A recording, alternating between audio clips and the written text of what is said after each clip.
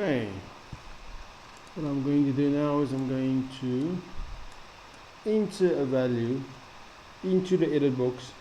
When I click on a button, I want to display the value that I entered into this edit box in the label at the bottom. Okay, first thing is I'm going to change the property text. I'm going to remove the edit one in there. I'm going to change the caption of the button to process,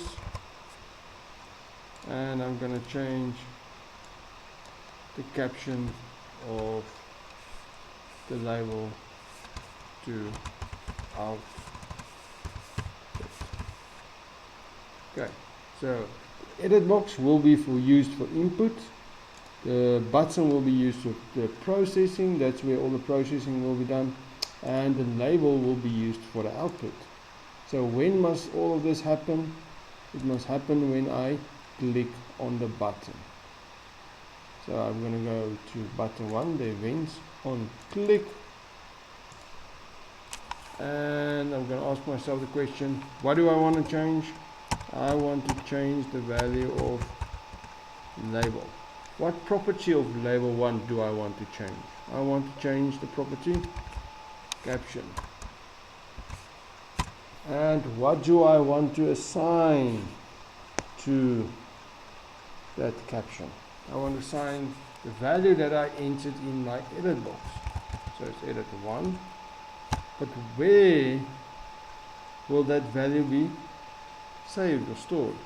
It will be in the text. So whatever the guy enters in the text of edit 1, I want to put it into the caption of the label 1. Okay, so when I run this program, like I said, when should it happen? It should happen when I click on the button. On the button 1 click. So I'm going to enter a name in my edit box. I'm going to enter the name James.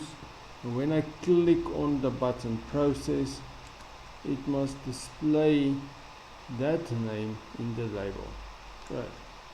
So whatever I entered in the edit1.txt must be displayed in the label, the caption of this label.